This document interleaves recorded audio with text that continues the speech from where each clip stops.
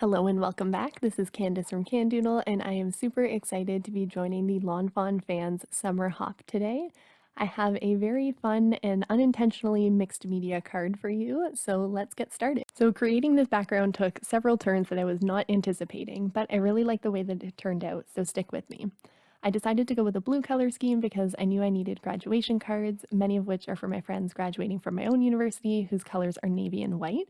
So I started with Stormy Sky and then went in with Faded Jeans, which was a little bit too light. So I came in with Prize Ribbon and then blended out the edges with Chip Sapphire to really darken it and create that sort of halo look. And as you can see, I'm blending back and forth between each of the colors to get a smooth gradient until I'm happy with it. So once I was done with my ink blending, I decided I wanted to do some reverse stenciling. So I came in with the Lawn Fawn Starry Sky stencil and wet a baby cloth with my mister. And then I'm just trying to go through the holes in the stencil and use some of the water on the baby wipe to pick up some of the Distress Oxide ink colors. So as you can see, I'm going around and doing that, and I peeled it up and I liked it, but I wasn't quite happy with it. So I came in with the stencil again. This time I flipped it over so the stars were in a different spot, and then I'm coming in with my Hero Arts Unicorn Pigment ink, and I'm just smooshing that down on my Waffle Flower mixed media mat because I don't want to get any of my Distress Oxide ink into my ink pad and contaminate it. So I put it on my mat first just in case, and as you can see, I'm kind of more pouncing instead of blending this, and I find pigment ink goes on a lot better and a bit thicker that way. So once I was done doing that, I peeled back my stencil and I liked it, but I wasn't quite happy with it. I really liked that halo that we started with that was kind of darker towards the edges, and I felt like we lost that when we did the stenciling. So I came in with some Distress inks in the same colors, but they're a bit darker because they're Distress instead of Oxides. So I used Prize Ribbon and Chip Sapphire, and now I was really getting that depth.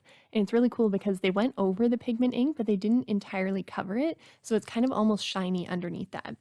And then, of course, I didn't know when to stop, so I came in with my mister and I sprayed some water down. I really should have stopped about here, but I kept going and going, and then I felt like it got too light again. So I came back in with my distressings, again in Prize Ribbon and Chip Sapphire, just to add a little bit of the darkness back to the edges. And then after all of that, I felt finally good about it, and I'm really happy I went that far because I love the way it turned out. So now for my stamping, I'm going to come in with the Lawn Fawn Smart Cookie set. This is an oldie but a goodie, and I used the scroll and the graduation cap from that. And I'm just going to stamp those down twice because I wasn't sure how many I wanted to use on my final card. And I used my Gina K Amalgam ink because we are going to Copic colors. You can see what colors of Copics I'm using on the left-hand side, and as I'm coloring, I'm going to tell you a bit more about the hop. So the Lawn Fawn Fans Hop is one of my favorites. We come together 4 times a year and hop along to show inspiration for using Lawn Fawn products, which we all love. Everybody in the hop is so wonderful and so creative, so definitely make sure to go down in the description and check out all of the hop participants. We also have 2 wonderful sponsors for this hop. The first is the Not Too Shabby Shop, which is giving a $25 gift certificate, as well as Crescent Creations, which is owned by Neha, who is one of our hoppers, and she's also giving a $25 gift card to her shop. So the winners will be announced on July 9th, so make sure that you get all of your comments in before then, and of course we always appreciate subscribing as well. So back to the card, I am putting my white highlights on my stamped images. I'm not an expert with this, but another one of the hoppers, Steph Williams from World of Papercraft, is awesome with her white highlights, so make sure to check those out. Fun fact actually, Steph from World of Papercraft, Peter from Peter's Treasury, and I, who are all in the Lawn Fawn Fans Hop, share a birthday, which we discovered last year. Also, Ashley from Ashley Young Paper and I both went to the same university just at different times. Isn't the world such a small place? Anyways, back to the card. I die cut off screen the giant Hooray from the new Lawn Fawn release. I die cut it twice out of white cardstock and once out of glitter cardstock because I wanted to have a shadow with the glitter. I thought that was a really fun look. Then I'm going to come in with my stamped images and see how I want to place those on the card. I fiddled with it for quite a while before finally settling on a design that I end up using in the final one. I decided I wanted to add a sub-sentiment that said happy graduation, so I used my Lawn Fawn Happy Happy Happy stamp set, which is one that is very well loved in my craft room, as you can see. I lined that up in my Misty on a black sentiment strip, which I created using my Honeybee Stamp sentiment banners, and then I used my Versamark ink to stamp down happy graduation, and then finally white heat emboss it.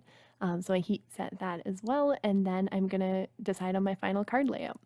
So I fiddled around with the grad caps again, making sure I liked where they were. And then I'm going to glue down the giant Hooray kind of as my focal point to make sure I have that in a good spot.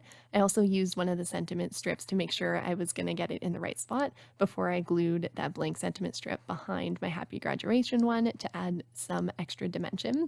So then I came in and glued down the little point of my exclamation mark and all of the other little images. I did add some foam tape behind the parts of the grad cap that weren't touching the Hooray, just so everything would lie flush together. Once everything was glued down, I'm of course going to come in with some embellishments. These are the Silver Fever Fusion embellishments from Studio Katia, and they're like this really fun holographic disco ball. I also used some little stars, which are from High Supply. I thought they went really nice with this background. And there we have the final card. You'll have to let me know if you like it down below in the comments, my little take on doing a mixed media background accidentally. If you're new around here, I would love it if you subscribed. Don't forget to comment along the hop for your chance to win. You can find the next hopper in my description. As always, I appreciate the time that you spend here with me, and I will see you soon in another video. Bye!